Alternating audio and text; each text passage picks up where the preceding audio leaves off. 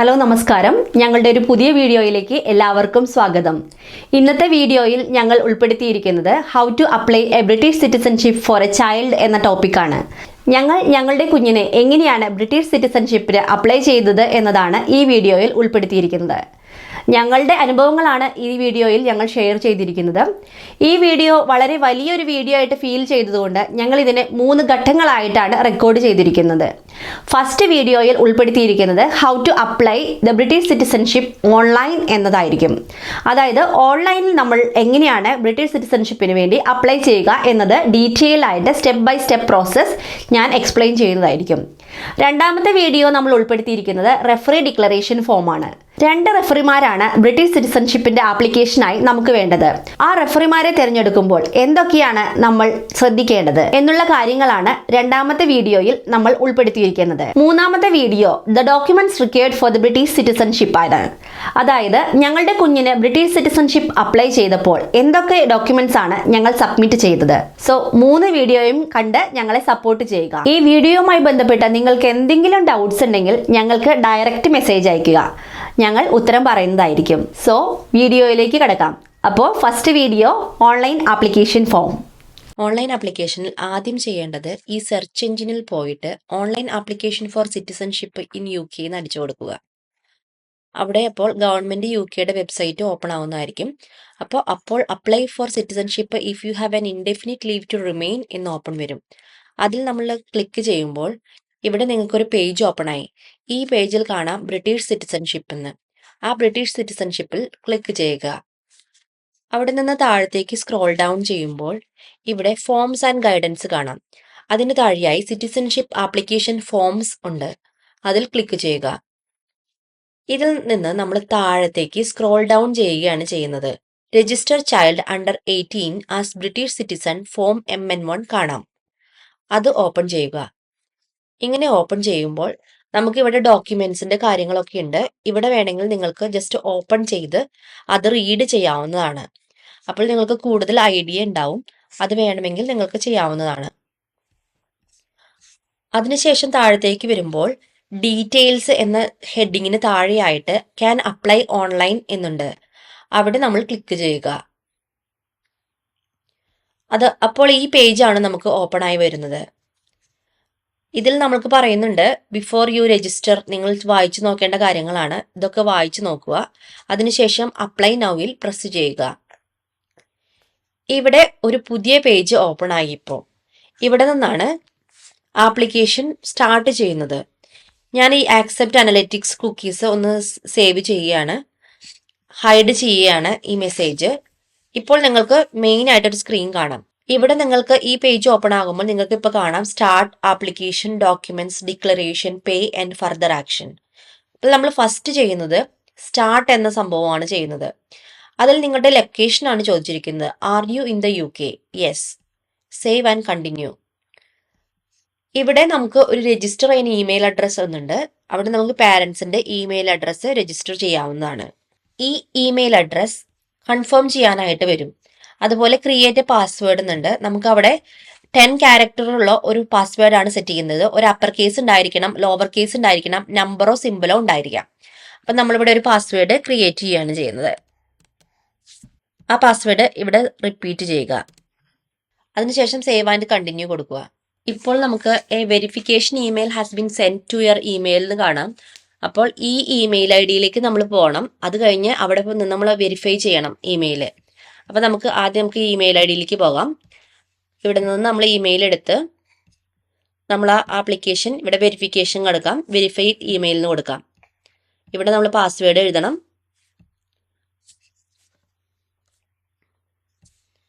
ആ പാസ്വേഡ് ഇട്ട് sign in ചെയ്യുക. ദെൻ കണ്ടിന്യൂ കൊടുക്കുക. ഇനി ചോദിച്ചിരിക്കുന്നത് രജിസ്ട്രേഷൻ ഇമെയിൽ അഡ്രസ്സ് ഇത് തന്നെയാണോ, ഇത് ആരാണ് എന്നാണ് ചോദിച്ചിരിക്കുന്നത്. ഇത് ആപ്ലിക്കൻ്റ് അല്ല, ഇമിഗ്രേഷൻ അഡ്വൈസർ അല്ല. അപ്പോൾ സമ്മൺ എൽസ് എന്നുള്ള ഓപ്ഷൻ നമ്മൾ ക്ലിക്ക് ചെയ്തു. അതിനുശേഷം സേവ് ആൻഡ് കണ്ടിന്യൂ കൊടുത്തു. ഇപ്പോൾ ചോദിച്ചിരിക്കുന്നത് നിങ്ങൾക്കൊരു ഇമിഗ്രേഷൻ അഡ്വൈസർ ഉണ്ടോ, UK നിങ്ങൾക്കൊരു ഇമിഗ്രേഷൻ അഡ്വൈസർ ഉണ്ടോ എന്നാണ്. ഞങ്ങൾക്കില്ല. അപ്പം ഞങ്ങൾ ഇല്ല എന്ന് കൊടുത്തു. അപ്പോൾ ഫസ്റ്റ് പ്രോസസ്സിലുള്ള സ്റ്റാർട്ട് എന്ന ഓപ്ഷനിലുള്ള എല്ലാ ക്വസ്റ്റ്യൻസിനും നമ്മൾ ആൻസർ ചെയ്ത് കഴിഞ്ഞു. അത് ഒന്നും കൂടി ചെക്ക് ചെയ്യാനാണ് ഇവർ പറയുന്നത്. അപ്പൊ ചെക്ക് യുവർ ആൻസേഴ്സ് എന്ന് പറഞ്ഞ് നമ്മൾ ഇതെല്ലാം ചെക്ക് ചെയ്യോ, ദെൻ കണ്ടിന്യൂ കൊടുക്കുക. കണ്ടിന്യൂ കൊടുത്തു കഴിയുമ്പോൾ ആപ്ലിക്കേഷൻ എന്ന് പറഞ്ഞ പേജിലേക്കാണ് പോകുന്നത്. അപ്പം ഞാനിവിടെ ഈ ഓൺലൈൻ ആപ്ലിക്കേഷൻ പ്രോസസ്സ് ഇവിടെ സ്റ്റോപ്പ് ചെയ്യുകയാണ്. ഞാൻ ഓൾറെഡി എൻ്റെ മോൾക്ക് വേണ്ടി ആപ്ലിക്കേഷൻ സബ്മിറ്റ് ചെയ്തതിൻ്റെ ഒരു PDF ഫോർമാറ്റ് ഉണ്ട്. അതാണ് നിങ്ങളുമായിട്ട് ഇനി ഷെയർ ചെയ്യാൻ പോകുന്നത്. ഓൺലൈൻ എങ്ങനെയാണോ അപ്ലൈ ചെയ്യുന്നത് same kind of PDF format ആണത്. ഞാനിവിടെ ഓൾറെഡി സബ്മിറ്റ് ചെയ്ത കാരണമാണ് ഇനി ഓൺലൈൻ ആപ്ലിക്കേഷൻ എനിക്ക് ചെയ്യാൻ പറ്റില്ല. അതിന് പകരം ഞാൻ അപ്ലൈ ചെയ്തത് എങ്ങനെയാണോ അതിൻ്റെ PDF ഫയലിലേക്ക് വരികയാണ്. അപ്പോൾ നിങ്ങൾക്ക് ഇവിടെ പുതിയൊരു ആപ്ലിക്കേഷൻ ഫോം കാണാം. ഇത് സെയിം നമ്മൾ നേരത്തെ കണ്ട ഓൺലൈൻ ആപ്ലിക്കേഷൻ ഫോം തന്നെയാണ്, PDF ഫോർമാറ്റ് ആണെന്ന് മാത്രമേ ഉള്ളൂ. ഇതിൽ ചോദിച്ചിരിക്കുന്നത് കുഞ്ഞിൻ്റെ പേര്, അതുപോലെ passport number, country of nationality, date of application, total fees നിങ്ങൾക്ക് കാണാം. 1214 പൗണ്ടാണ് നമ്മൾ അടിച്ചിരിക്കുന്നത്. അതുപോലെ രജിസ്ട്രേഷൻ ഇമെയിൽ, അതായത് എൻ്റെ ഇമെയിൽ അഡ്രസ്സാണ് ഞാൻ അടിച്ചു കൊടുത്തിരുന്നത്. പിന്നെ കോൺടാക്റ്റ് ഇമെയിൽ അഡ്രസ്സ്, മാതാപിതാക്കളുടെ ഇമെയിൽ അഡ്രസ്സ് അവിടെ ടൈപ്പ് ചെയ്യാവുന്നതാണ്. അത് കഴിഞ്ഞ് പേഴ്സണൽ ഇൻഫർമേഷനിലേക്ക് വരുന്നു. പേഴ്സണൽ ഇൻഫർമേഷനിൽ നമ്മൾ നേരത്തെ കണ്ട സെയിം സംഭവമാണ് ഇവിടെയും ചോദിച്ചിരിക്കുന്നത്. Email address, who does email belongs to, അത് സമ്മൺ എൽസ് എന്നുള്ള ഓപ്ഷനാണ് നമ്മൾ നേരത്തെ സെലക്ട് ചെയ്തിരുന്നത്. അതുപോലെ are you in the UK, അവിടെ നമ്മൾ യെസ് എന്ന് കൊടുത്തിരിക്കുന്നു. Immigration adviser, do you have an immigration advice based in the UK എന്നാണ് ചോദിച്ചിരിക്കുന്നത്. നമ്മൾ നോ കൊടുത്തു. അത് കഴിഞ്ഞ് choose which category you are applying under എന്ന് ചോദിച്ചിട്ടുണ്ട്. അതിൽ നമ്മൾ you are a child under 18, you are born in the UK എന്ന ആൻസറാണ് നമ്മളിവിടെ ഓപ്റ്റ് ചെയ്തത്. അതുപോലെ one or both parents have settled in the UK എന്നുള്ള ഇതാണ് നമ്മൾ സെലക്ട് ചെയ്തത്. അതുപോലെ കുഞ്ഞിൻ്റെ ഇമെയിൽ അഡ്രസ്സ് ചോദിച്ചിട്ടുണ്ട്. അവിടെ കുഞ്ഞിൻ്റെ ഇമെയിൽ അഡ്രസ്സ് ഇല്ല എന്ന് ടൈപ്പ് ചെയ്തു. അതിന് പകരം പാരൻറ്റിൻ്റെ ഇമെയിൽ അഡ്രസ്സ് അടിച്ചു കൊടുത്തിട്ടുണ്ട്. അതിനുശേഷം ചോദിച്ചിരിക്കുന്നത് have you had settlement in the UK എന്നാണ്. കുഞ്ഞിനും സെറ്റിൽമെൻറ്റ് UK ഇല്ലാത്ത കാരണം നോ എന്ന ഓപ്ഷനാണ് സെലക്ട് ചെയ്തിരിക്കുന്നത്. അതുപോലെ അടുത്ത ക്വസ്റ്റ്യൻ ചോദിച്ചിരിക്കുന്നത് are either of the parent of the child applying for naturalisation as a British citizen on AN form. AN ഫോമിൽ കുഞ്ഞിൻ്റെ പാരൻസ് നാച്ചുറലൈസേഷൻ അപ്ലൈ ചെയ്യുന്നുണ്ടോ എന്നായിരുന്നു ആ ക്വസ്റ്റ്യൻ. അത് നോ എന്ന് കൊടുത്തു. കുഞ്ഞിന് MN1 ഫോമാണ്. നമ്മുടെ ഇവിടെ പാരൻസിനാണെങ്കിൽ AN ഫോം ആയിരിക്കും. അപ്പോൾ നമ്മൾ AN ഫോം ഉപയോഗിച്ച് കൊടുക്കുന്നില്ല, അതുകൊണ്ട് നോ കൊടുത്തു. പ്രൊവൈഡ് യുവർ പോസ്റ്റൽ അഡ്രസ്സ് എന്ന് കൊടുത്തിട്ടുണ്ട്. അതിൽ നമ്മുടെ കുഞ്ഞിൻ്റെ പോസ്റ്റൽ അഡ്രസ്സാണ് ചോദിക്കുന്നത്. അപ്പോൾ നമ്മുടെ പോസ്റ്റൽ അഡ്രസ്സ് കൊടുത്തു. അതുപോലെ when did you start living in this address എന്ന് ചോദിച്ചിട്ടുണ്ട്. കുഞ്ഞ് എന്നാണോ ജനിച്ചത് ആ ജനന തീയതിയാണ് അവിടെ കൊടുക്കേണ്ടത്. പിന്നെ കുഞ്ഞിൻ്റെ ഫീമെയിലാണ്. കുഞ്ഞ് റിലേഷൻഷിപ്പ് സ്റ്റാറ്റസ് എന്ന് പറഞ്ഞിട്ടുണ്ടെങ്കിൽ സിംഗിൾ ആണോ മാരീഡ് ആണോ അങ്ങനെയുള്ള കാര്യങ്ങളൊക്കെ അടിച്ചു കൊടുക്കുന്നു. അതിനുശേഷം താഴത്തേക്ക് സ്ക്രോൾ ഡൗൺ ചെയ്യുമ്പോൾ കൺട്രി ഓഫ് നാഷണാലിറ്റി കാണാം. കൺട്രി ഓഫ് നാഷണാലിറ്റി കുഞ്ഞ് ജനിച്ചത് UK ബൈ ബർത്ത് അല്ല കുഞ്ഞിന് സിറ്റിസൺഷിപ്പ് കിട്ടുന്നത്, കുഞ്ഞിന് അപ്ലൈ ചെയ്യുന്ന കിട്ടുന്നതുകൊണ്ട് കൺട്രി ഓഫ് നാഷണാലിറ്റി ഇന്ത്യ എന്ന് നമ്മൾ ടൈപ്പ് ചെയ്തു. അതുപോലെ കൺട്രി ഓഫ് ബർത്തും പ്ലേസ് ഓഫ് ബർത്തും ഡേറ്റ് ഓഫ് ബർത്തും ടൈപ്പ് ചെയ്ത് കൊടുക്കുന്നു. അതുപോലെ do you have a valid passport എന്ന് ചോദിച്ചിട്ടുണ്ട്. അതുപോലെ അപ്പം ഞങ്ങൾ ചെയ്തിരിക്കുന്നത് ഇവിടെ ഞങ്ങൾക്ക് കുഞ്ഞിന് പാസ്പോർട്ട് ഇല്ല, അതുകൊണ്ട് നോ കൊടുത്തിരിക്കുന്നു. അതുപോലെ you are unable to provide your passport with your application because, എന്തുകൊണ്ടാണ് പാസ്പോർട്ടിൻ്റെ ഡീറ്റെയിൽസ് കൊടുക്കാൻ പറ്റാത്തിരിക്കുന്നത് ചോദിച്ചിട്ടുണ്ട്. So you have never had a passport എന്ന ഓപ്ഷനാണ് ഞാൻ അവിടെ സെലക്ട് ചെയ്തത്. അതെന്താ വെച്ചിട്ടുണ്ടെങ്കിൽ കുഞ്ഞിന് ഞങ്ങൾ പാസ്പോർട്ട് എടുത്തിട്ടില്ല. അത് കഴിഞ്ഞ് ചോദിച്ചിരിക്കുന്നത് explain why you are unable to provide a valid form of identification ആണ്. കുഞ്ഞിന് ആകെ ബർത്ത് സർട്ടിഫിക്കറ്റ് മാത്രമാണ് ഞങ്ങൾ എടുത്തിരിക്കുന്നത്, അതുകൊണ്ട് തന്നെ വാലിഡ് ഫോം ഓഫ് ഐഡന്റിഫിക്കേഷൻ വേറെ ഒന്നുമില്ല. അത് കാരണം ഞങ്ങൾ ടൈപ്പ് ചെയ്തു Elena Arun only have birth certificate issued from the UK, she is born on in date എന്ന് കൊടുത്തു. Do you have currently hold a nationality or citizenship? So she doesn't have a citizenship or a nationality, so no കൊടുത്തു. അടുത്തിരിക്കോ ചോദിച്ചിരിക്കുന്നത് do you currently hold or have you ever held any other nationality or citizenship എന്നാണ് ചോദിച്ചിരിക്കുന്നത്. അവിടെ നമ്മൾ no എന്നാണ് answer provide ചെയ്തിരിക്കുന്നത്. Have U lived at your current address four 5 years എന്ന് ചോദിച്ചിരിക്കുന്നു. അവിടെ നമ്മൾ നോ എന്നാണ് ടൈപ്പ് ചെയ്തിരിക്കുന്നത്. പിന്നെ നമ്മൾ കൊടുക്കേണ്ടത് എന്താണെന്ന് വെച്ചിട്ടുണ്ടെങ്കിൽ കുഞ്ഞിൻ്റെ date you live from to and previous addresses എന്നാണ് ചോദിച്ചിരിക്കുന്നത്. ഞങ്ങളുടെ കുഞ്ഞ് ജനിച്ചത് ഞങ്ങളുടെ കറണ്ട് പോസ്റ്റൽ അഡ്രസ്സിലാണെങ്കിലും 5 വർഷത്തെ അഡ്രസ് പ്രൂഫ് നമ്മൾ കൊടുക്കേണ്ടതുണ്ട്. അപ്പോൾ അതുകൊണ്ട് തന്നെ ഞങ്ങൾ എവിടെയാണോ താമസിച്ചിരുന്നത് അതിൻ്റെ അഡ്രസ് പ്രൂഫാണ് ഞങ്ങൾ പ്രൊവൈഡ് ചെയ്തിരിക്കുന്നത്. അത് കഴിഞ്ഞ് പാരന്റ് ഓർ ലീഗൽ ഗാർഡിയൻഷിപ്പിനെ കുറിച്ചാണ് ചോദിച്ചിരിക്കുന്നത്. Which parent or legal guardian would like to add details about? So first മദറിൻ്റെ കൊടുത്തു, മദറിൻ്റെ ഡീറ്റെയിൽസ് പാസ്പോർട്ടിൽ എങ്ങനെയാണോ അതുപോലെ ഇവിടെ എൻ്റർ ചെയ്ത് കൊടുക്കുന്നു. അത് കഴിഞ്ഞ് ഫാദറിൻ്റെ ചോദിക്കുന്നുണ്ട്. ഫാദറിൻ്റെയും പാസ്പോർട്ടിൻ്റെ ഡീറ്റെയിൽസിൽ എങ്ങനെയാണോ ഗിവൺ നെയിമും ഫാമിലി നെയിമും ഡേറ്റ് ഓഫ് ബർത്തും ടൗൺ ഓഫ് ബർത്തും കൺട്രി ഓഫ് ബർത്തും ഒക്കെ എങ്ങനെയാണോ ഉള്ളത് അതുപോലെ നമ്മൾ ടൈപ്പ് ചെയ്ത് കൊടുക്കുന്നു. അത് കഴിഞ്ഞ് ചോദിച്ചിരിക്കുന്നത് പാരൻസിൻ്റെ മാരേജ് ഡീറ്റെയിൽസ് ആണ്. കുഞ്ഞ് ജനിക്കുന്ന സമയത്ത് പാരൻസ് മാരീഡ് ആയിരുന്നോ അതോ സിവിൽ പാർട്ട്ണർഷിപ്പിലായിരുന്നോ എന്നാണ് ക്വസ്റ്റ്യൻ. യെസ് എന്ന് കൊടുത്തു നിൽക്കുന്നു. അതുപോലെ ഡേറ്റ് ഓഫ് പാരൻസ് മാരേജ് അത് എഴുതുന്നു. അത് കഴിഞ്ഞതിന് ശേഷം ബയോളജിക്കൽ മദേഴ്സിൻ്റെ marital status. Was your biological mother married at your time of birth? കുഞ്ഞ് ജനിക്കുന്ന സമയത്ത് കുഞ്ഞിൻ്റെ മാതാവ് വിവാഹിതയായിരുന്നു എന്നാണ് ക്വസ്റ്റ്യൻ. യെസ് എന്ന് അവിടെ ടൈപ്പ് ചെയ്തിരിക്കുന്നു. അതിനുശേഷം ആരുമായിട്ടാണ് വിവാഹം ചെയ്തിരിക്കുന്നത് ചോദിച്ചത് ഹസ്ബൻഡിൻ്റെ പേര് എഴുതിയിരിക്കുന്നു. പിന്നെ റെസിഡൻസി ഡീറ്റെയിൽസ് ആണ് ചോദിച്ചിരിക്കുന്നത്. Do you live in the United Kingdom? Yes. അതുപോലെ which country will you live in if the application is successful എന്നാണ് ചോദിച്ചിരിക്കുന്നത്. നമ്മൾ യുണൈറ്റഡ് കിങ്ഡം കൊടുത്തിരിക്കുന്നു. അത് കഴിഞ്ഞ് പാരൻസിൻ്റെ ഇമിഗ്രേഷൻ സ്റ്റാറ്റസ് ആണ് കൊടുത്തിരിക്കുന്നത്. ദെൻ റെഫറി ഡീറ്റെയിൽസിലേക്കാണ് നമ്മൾ പോകുന്നത്. 2 റെഫറീസ് ആണ് നമുക്ക് വേണ്ടത്. ആ 2 റെഫറീസിൻ്റെ ഡീറ്റെയിൽസ് ഇവിടെ റെഫറിയുടെ നെയിം, ഫാമിലി നെയിം, അവരുടെ സെക്സ്, അഡ്രസ്, അതുപോലെ lived at these address for more than 3 years. Then how does the referee know the applicant? ഞാനിവിടെ കൊടുത്തിരിക്കുന്നത് മദറിൻ്റെ കോവർക്കർ എന്നുള്ള രീതിയിലാണ് കൊടുത്തിരിക്കുന്നത്. ഈ റെഫറി എന്ന് പറയുന്നത് കുഞ്ഞിൻ്റെ സ്കൂൾ നേഴ്സോ അല്ലെങ്കിൽ പോസ്റ്റ്നാറ്റൽ നേഴ്സോ അല്ലെങ്കിൽ കുഞ്ഞിനെ അറ്റൻഡ് ചെയ്തിരുന്ന ഏതെങ്കിലും നേഴ്സുമാരോ അല്ലെങ്കിൽ സോഷ്യൽ വർക്കറോ കുഞ്ഞിനെ ഇൻവോൾവ് ചെയ്തിട്ടുള്ള സോഷ്യൽ വർക്കറോ ആര് വേണമെങ്കിലും ആകാം എന്നാണ് പറഞ്ഞിരുന്നത്. പക്ഷേ അവരുടെ കയ്യിൽ നിന്ന് നമുക്ക് അവരുടെ ഇമെയിൽ അഡ്രസ്സ്, ഫോൺ നമ്പർ, അതുപോലെ അവരുടെ പാസ്പോർട്ട് ഡീറ്റെയിൽസ് ഒക്കെ കളക്ട് ചെയ്യാൻ ബുദ്ധിമുട്ടായതുകൊണ്ട് തന്നെ ഞങ്ങളുടെ ഫ്രണ്ട്സിൻ്റേതാണ് ഇതെല്ലാം കളക്ട് ചെയ്തത്. അതുകൊണ്ട് തന്നെ 2 റെഫറീസും കോവർക്കർ ഓഫ് മദർ ആയിരുന്നു അല്ലെങ്കിൽ ഫ്രണ്ട് ഓഫ് മദർ ആയിരുന്നു ഞങ്ങൾ എഴുതിയിരുന്നത്. നെക്സ്റ്റ് അവരുടെ ഇമിഗ്രേഷൻ ഡീറ്റെയിൽസ് ആണ് ചോദിച്ചത്. Immigration details Do you have any other details that you would like to be considered regarding the applicant and their application to be registered as British citizen? No എന്നാണ് കൊടുത്തിരിക്കുന്നത്. Then responsible adult, അതായത് biometric അപ്പോയിൻമെൻറ്റിന് പോകുമ്പോൾ കുഞ്ഞിൻ്റെ കൂടെയുള്ള responsible adult ആരാണ് എന്നാണ് ചോദിച്ചിരിക്കുന്നത്. പാരൻസിൻ്റെ ഏതെങ്കിലും, അതായത് മാതാവിൻ്റെയോ പിതാവിൻ്റെയോ നെയിമും അവരുടെ ഡേറ്റ് ഓഫ് ബർത്തും ഫോൺ നമ്പേഴ്സും ഒക്കെയാണ് അവിടെ കൊടുക്കേണ്ടത്. അത് കഴിഞ്ഞതിന് ശേഷം ബയോമെട്രിക് റെസിഡൻസ് പെർമിറ്റ് ഡീറ്റെയിൽസും നമ്മൾക്ക് അവിടെ സബ്മിറ്റ് ചെയ്യേണ്ടതുണ്ട്. അതായത്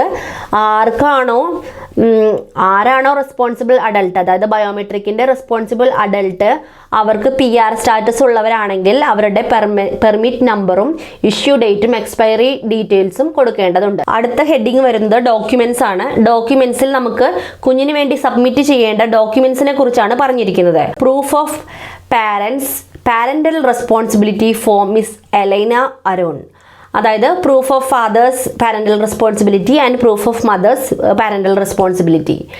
നെക്സ്റ്റ് ചോദിച്ചിരിക്കുന്നത് if the parent of the child is settled in the UK then you must provide the evidence of their settled status. This could include BRP and letter from the home office. So next ചോദിച്ചിരിക്കുന്നത് കുഞ്ഞിൻ്റെ പാരൻസിൻ്റെ settled സ്റ്റാറ്റസിൻ്റെ proof. Third ചോദിച്ചിരിക്കുന്നത് a letter of consent from miss Elena Arun's parents.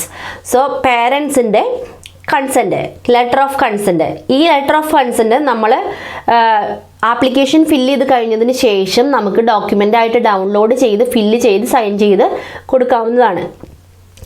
Next ചോദിച്ചിരിക്കുന്നത് Elena Arun's parents marriage certificate. അത് കഴിഞ്ഞ് ചോദിച്ചിരിക്കുന്നത് 2 referee declaration for miss Elena Arun, അതായത് റെഫറി ഡിക്ലറേഷനും ഇതുപോലെ തന്നെ നമ്മൾ ഡൗൺലോഡ് ചെയ്ത് ഫില്ല് ചെയ്ത് അപ്ലോഡ് ചെയ്യേണ്ട ഡോക്യുമെൻ്റ് ആണ്. അത് കഴിഞ്ഞ് ചോദിച്ചിരിക്കുന്നത് പാരന്റൽ റെസ്പോൺസിബിലിറ്റി ഉള്ള ആളിൻ്റെ ബ്രിട്ടീഷ് പാസ്പോർട്ടോ അല്ലെങ്കിൽ എവിഡൻസ് ഓഫ് ദെയർ സെറ്റിൽഡ് സ്റ്റാറ്റസോ ആണ് ചോദിച്ചിരിക്കുന്നത്. അപ്പോൾ നമ്മളിവിടെ എവിഡൻസ് ഓഫ് സെറ്റിൽഡ് സ്റ്റാറ്റസ് ആണ് സബ്മിറ്റ് ചെയ്തിരിക്കുന്നത്. നെക്സ്റ്റ് ചോദിച്ചിരിക്കുന്നത് if the child has a passport then provide this with your application എന്നാണ് പറഞ്ഞിരിക്കുന്നത്. കുഞ്ഞിന് പാസ്പോർട്ട് ഉണ്ടെങ്കിൽ നമുക്ക് ആ പാസ്പോർട്ടിൻ്റെ ഡീറ്റെയിൽസ് സബ്മിറ്റ് ചെയ്യേണ്ടതുണ്ട്. അതുപോലെ കുഞ്ഞിൻ്റെ ബർത്ത് സർട്ടിഫിക്കറ്റ്, അതുപോലെ കുഞ്ഞിൻ്റെ ബയോമെട്രിക് റെസിഡൻസ് പെർമിറ്റ്. ഞങ്ങളുടെ കുഞ്ഞിന് ബയോമെട്രിക് റെസിഡൻസ് പെർമിറ്റ് ഇല്ല, അതുകൊണ്ട് ഞങ്ങളത് സബ്മിറ്റ് ചെയ്തിട്ടില്ല. അങ്ങനെ ഉള്ളവർക്കാണെങ്കിൽ അതും സബ്മിറ്റ് ചെയ്യേണ്ട ആവശ്യമുണ്ട്. നെക്സ്റ്റ് പറഞ്ഞിരിക്കുന്നത് ഫീ വെയ്വർ. ഫീ വേവർ എന്ന് പറഞ്ഞിട്ടുണ്ടെങ്കിൽ have you or anyone else in your application been accepted for fee waiver. ഞങ്ങൾ ഫീ വേവർ ഒന്നും ചെയ്തിട്ടില്ല. അതായത് 1214 പൗണ്ട് കൊടുത്താണ് നമ്മൾ ഇതെടുത്തത്. അതിന് നമ്മൾ ഫീ വേവിങ് ഒന്നും കാണിച്ചിട്ടില്ല. അതുകൊണ്ട് നോ എന്നാണ് അവിടെ കൊടുക്കേണ്ടത്. അതുപോലെ പേയ്മെൻറ്റ് സർവീസ് കൊടുത്തിരിക്കുന്നത് സ്റ്റാൻഡേർഡ് സർവീസിലാണ് നമ്മൾ എടുത്തിരിക്കുന്നത്. അതുപോലെ application apply for registered of child under 18 as a British citizen 1214 pound നമ്മൾ പേ ചെയ്തു. അത് കഴിഞ്ഞ് കൊടുക്കേണ്ടത് കൺസെൻ്റ് ആണ്. ഇത് പറഞ്ഞിരിക്കുന്ന കാര്യങ്ങളെല്ലാം ഓക്കെയാണ്, സൈൻ ചെയ്തിട്ടുണ്ട് പാരൻസ് എല്ലാം എന്ന് പറഞ്ഞ് കൺഫേം ചെയ്തിട്ടുള്ള യെസ് കൊടുത്തു. അതിനുശേഷം ഡിക്ലറേഷൻ നമ്മൾ ഡിക്ലെയർ ചെയ്ത് അത് സബ്മിറ്റ് ചെയ്യുകയാണ് ചെയ്യുന്നത്. ഇത്രയും നേരം നമ്മൾ ചെയ്തത് ഈ 4th സ്റ്റേജ് വരെയാണ്. അതായത് നമ്മൾ സ്റ്റാർട്ട് ചെയ്തു, ആപ്ലിക്കേഷൻ ഡീറ്റെയിൽസ് കൊടുത്തു, ഡോക്യുമെൻറ്റ്സ് ചെയ്തു, അത് കഴിഞ്ഞ് ഡിക്ലറേഷനിൽ നമ്മൾ സബ്മിറ്റ് ചെയ്തു. ഡിക്ലറേഷൻ എന്ന് പറഞ്ഞിട്ടുണ്ടെങ്കിൽ നമ്മൾ പ്രൊവൈഡ് ചെയ്ത ഡീറ്റെയിൽസ് എല്ലാം ഓക്കെ ആണ്, കറക്റ്റ് ആണെന്ന് പറഞ്ഞ് നമ്മൾ ഡിക്ലറേഷൻ കൊടുത്തു. അതിനുശേഷം നമ്മൾ 1214 പൗണ്ട് പേ ചെയ്തു. അതിനുശേഷം നെക്സ്റ്റ് പേജിൽ വന്ന് നമ്മൾ ഫർദർ ആക്ഷൻസ് എടുക്കുന്നത് എന്താണെന്ന് വെച്ചിട്ടുണ്ടെങ്കിൽ നമുക്കൊരു ഇമെയിൽ വരും. നമുക്ക് പേയ്മെൻറ്റ് കഴിഞ്ഞ് കഴിയുമ്പോൾ നമുക്ക് ഇമെയിൽ വരും, പേയ്മെൻറ്റിൻ്റെ കൺഫർമേഷനും വരും. അതുപോലെ ഒരു ഇമെയിൽ വന്നിരിക്കുന്നത് എന്താ വെച്ചിട്ടുണ്ടെങ്കിൽ നമുക്ക് ബയോമെട്രിക് അപ്പോയിൻമെൻറ്റ് എടുക്കാനുള്ള ഒരു ഇമെയിലാണ് വരുന്നത്. ആ ഇമെയിലിൽ കയറി നമ്മൾ ബയോമെട്രിക് അപ്പോയിൻമെൻറ്റിന് ഡേറ്റ് എടുക്കുന്നു. അതിനുശേഷം നമ്മൾ ബയോമെട്രിക് അപ്പോയിൻമെൻറ്റിന് പോവുകയാണ് ചെയ്യുന്നത്. ഈ ബയോമെട്രിക് അപ്പോയിൻമെൻറ്റിന് പോകുമ്പോൾ നമുക്ക് അവിടെ ആവശ്യമുള്ളത് കുഞ്ഞിനെ ബയോമെട്രിക് അപ്പോയിൻമെൻറ്റിന് നമുക്കൊരു QR കോഡ് ഡൗൺലോഡ് ചെയ്യാനുണ്ട്. ആ QR കോഡ് കൊണ്ടുപോകണം. അതുപോലെ പേരൻസിൻ്റെ പാസ്പോർട്ട്സ് കൊണ്ടുപോകണം. അതുപോലെ BRP കാർഡ്, ആർക്കാണ് സെറ്റിൽഡ് സ്റ്റാറ്റസ് ഉള്ളത് അവരുടെ BRP കാർഡ് കൊണ്ടുപോകണം. അതായത് മാതാപിതാക്കളുടെ BRP കാർഡ്, സെറ്റിൽഡ് സ്റ്റാറ്റസ് ഉള്ള മാതാപിതാക്കളുടെ BRP കാർഡ് കൊണ്ടുപോകണം. അതുപോലെ കുഞ്ഞിൻ്റെ ബർത്ത് സർട്ടിഫിക്കറ്റ് കൊണ്ടുപോകണം. അവിടെ ചെന്ന് കഴിയുമ്പോൾ അവർ നമ്മുടെ കുഞ്ഞിൻ്റെ ഒരു ഫോട്ടോ എടുക്കും. നമ്മളെടുത്ത ഫോട്ടോ നമ്മൾ റഫറി ഫോമിൽ അറ്റാച്ച് ചെയ്തിട്ടുള്ള ഫോട്ടോ അവർക്ക് ആവശ്യമില്ല, അവരത് ഉപയോഗിക്കുന്നില്ല. നമ്മുടെ റഫറി ഫോമിലുള്ള ഫോട്ടോ റഫറി ഫോമിൽ മാത്രം വെക്കുകയുള്ളൂ, അല്ലാതെ അത് ഉപയോഗിക്കുന്നില്ല. അവർ daughter's journey to British citizenship ആണ് ഇനി ഞാൻ എക്സ്പ്ലെയിൻ ചെയ്യുന്നത്. ഞങ്ങൾക്ക് PR കിട്ടുന്നത് മാർച്ച് 6-ാം തീയതിയാണ് 2024. അത് കഴിഞ്ഞ് ഞങ്ങൾ സിറ്റിസൺഷിപ്പ് ആപ്ലിക്കേഷൻ, മോൾക്ക് ഓൺലൈൻ സിറ്റിസൺ ആപ്ലിക്കേഷൻ ഇടുന്നത് 9th of March 2024 ആണ്. അതിനുശേഷം ഞങ്ങൾ ബയോമെട്രിക് അപ്പോയിൻമെൻറ്റ് എടുക്കുന്നത് 16th of March 2024 ആണ്. 2.5 മാസം കഴിഞ്ഞതിന് ശേഷം 1st of June ഞങ്ങൾക്ക് സർട്ടിഫിക്കറ്റ് ഓഫ് രജിസ്ട്രേഷൻ വീട്ടിലേക്ക് കൊറിയർ വഴി വന്നു. നമുക്ക് മെയിനായിട്ടൊരു സംഭവം എനിക്ക് തോന്നിയത് എന്താണെന്ന് വെച്ചിട്ടുണ്ടെങ്കിൽ ഈ സർട്ടിഫിക്കറ്റ് ഓഫ് രജിസ്ട്രേഷൻ നമുക്ക് ഫാസ്റ്റ് ട്രാക്ക് ചെയ്യാൻ പറ്റുമോ എന്നൊരു ഡൗട്ടായിരുന്നു. ഫാസ്റ്റ് ട്രാക്ക് ആയിട്ട് നമുക്ക് സിറ്റിസൺഷിപ്പ് ചെയ്യാൻ പറ്റില്ല. നമ്മൾ ആപ്ലിക്കേഷൻ ഇട്ട് ബയോമെട്രിക് അപ്പോയിൻമെൻറ്റ് കഴിഞ്ഞ് 6 മാസത്തോടെയാണ് സർട്ടിഫിക്കറ്റ് ഓഫ് രജിസ്ട്രേഷൻ കിട്ടുക എന്നാണ് നമ്മൾ ആപ്ലിക്കേഷൻ സബ്മിറ്റ് ചെയ്യുമ്പോൾ അവർ പറയുക. ആപ്ലിക്കേഷൻ ഇട്ട് 2.5 മാസമായി. ജൂൺ 1-ാം തീയതി ഞങ്ങൾക്ക് സർട്ടിഫിക്കറ്റ് ഓഫ് രജിസ്ട്രേഷൻ വീട്ടിൽ വന്നു. സർട്ടിഫിക്കറ്റ് ഓഫ് രജിസ്ട്രേഷൻ വീട്ടിൽ വന്നതിന് ശേഷമാണ് സിറ്റിസൺഷിപ്പ് ആപ്ലിക്കേഷൻ സക്സസ്ഫുള്ളായി എന്നിട്ടുള്ള ഇമെയിൽ കൺഫർമേഷൻ ഞങ്ങൾക്ക് വന്നത്. അപ്പം ഞാൻ വിചാരിച്ചത് ഇമെയിൽ കൺഫർമേഷനാണ് ഫസ്റ്റ് വരിക എന്നാണ്. ബട്ട് ഇമെയിൽ കൺഫർമേഷൻ കുഞ്ഞിൻ്റെ സർട്ടിഫിക്കറ്റ് ഓഫ് രജിസ്ട്രേഷൻ വീട്ടിലെത്തിയതിന് ശേഷമാണ് ഞങ്ങൾക്ക് ലഭിച്ചത്. ഇത്തരം പ്രോസസ്സിലൂടെയാണ് ഞങ്ങൾ കടന്നു പോയത്. ഇതൊരു വലിയ വീഡിയോ ആയിട്ട് പോയി എന്ന് ഞങ്ങൾക്ക് അറിയാം. പക്ഷേ ഇത് ചുരുക്കാൻ ഞങ്ങൾ മാക്സിമം ശ്രമിക്കുന്നുണ്ടായിരുന്നു. ബട്ട് വളരെ ബുദ്ധിമുട്ടായിരുന്നു ചുരുക്കാനായിട്ട്. നിങ്ങൾക്ക് എന്തെങ്കിലും ഡൗട്ട് തോന്നുകയാണെങ്കിൽ ഡയറക്റ്റ് മെസ്സേജ് ചെയ്താൽ ഞങ്ങൾ അതിന് ഉത്തരം പറയുന്നതായിരിക്കും. Thank you for watching.